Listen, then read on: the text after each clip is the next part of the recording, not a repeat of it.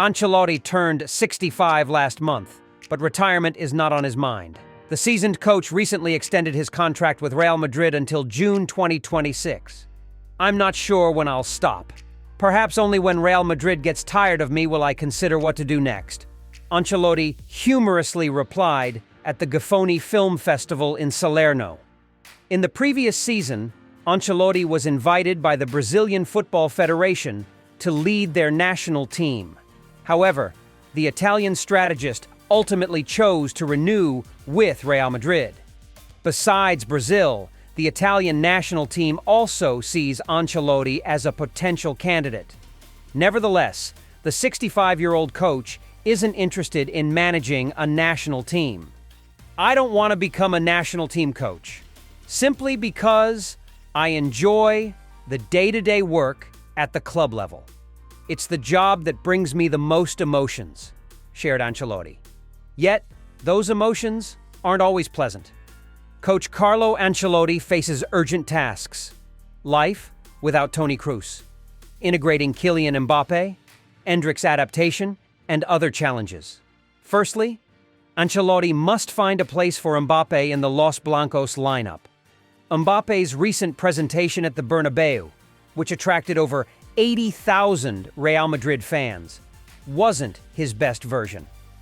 Despite scoring 44 goals and providing 10 assists in 48 appearances for PSG last season, the French forward should have achieved even more, if not for the strained relationship with the French club.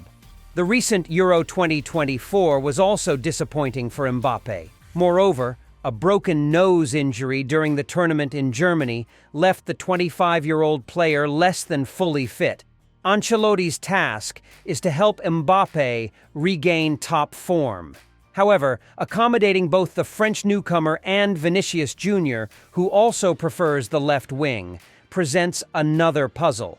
Mbappe's arrival at Real Madrid created a dream galaxy for Ancelotti, but concerns arise about him overshadowing Vinicius and potentially affecting Bellingham's role. Finding the right balance and synergy among Mbappe, Vinicius, Bellingham, and Rodrigo won't be straightforward for the head coach. Ancelotti humorously responded to this challenge.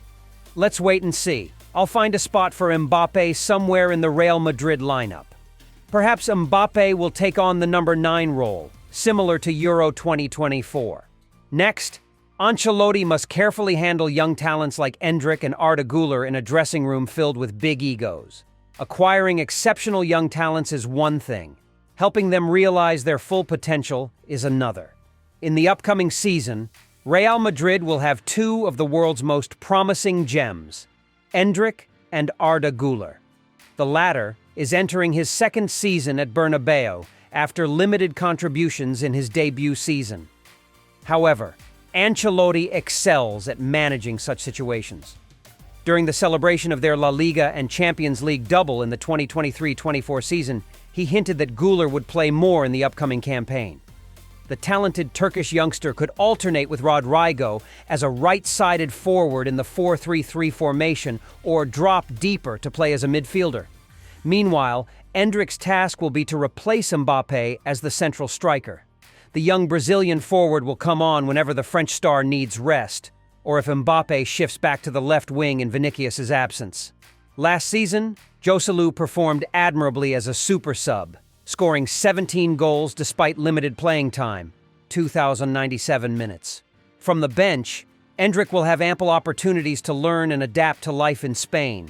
Shifting back to the midfield, following Toni Kroos's departure, Ancelotti must reconstruct the framework for competing across various arenas next year.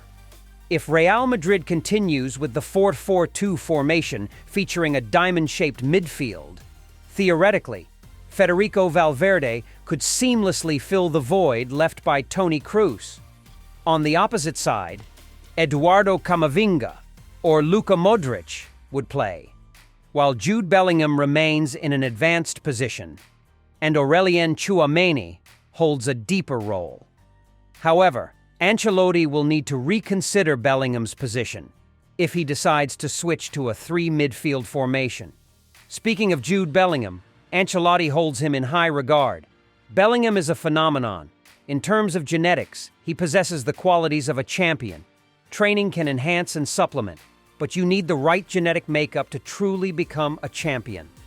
Beyond the pleasant headache of managing an abundance of talent in various positions on the field, Real Madrid also faces the challenge of dealing with surplus players.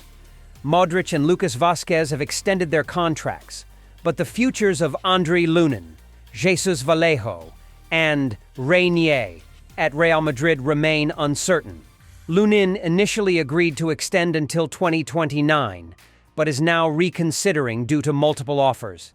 If he stays at the Bernabeu, Lunin will likely remain a backup option behind Thibaut Courtois. Vallejo has 1 year left on his contract and is seeking a final opportunity. Given Real Madrid's recent loss of Leny Yoro to Manchester United, Ancelotti may choose to retain this center-back.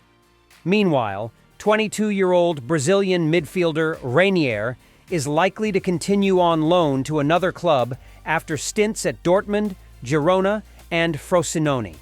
Lastly, Real Madrid faces the challenge of distributing energy across 7 competitions.